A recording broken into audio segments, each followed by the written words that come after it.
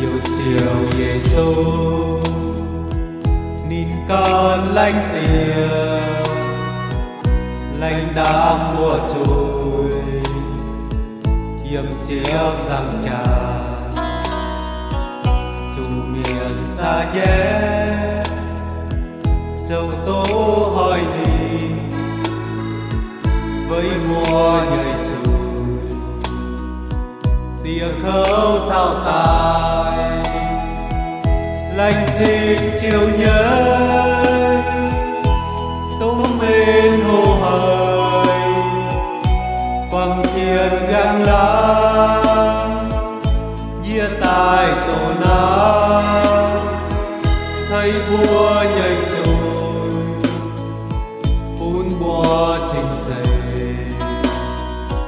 tu hót trao chiều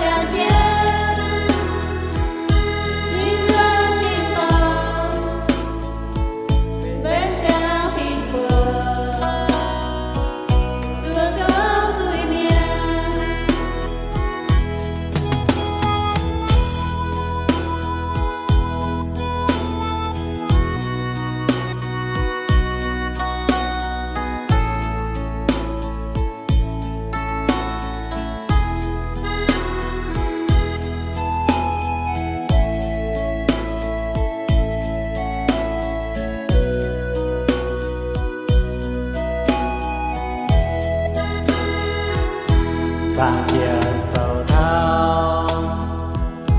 ta phán bữa nói bé cháu bữa khoai là bia cành còi hiện tại nhẹ nhàng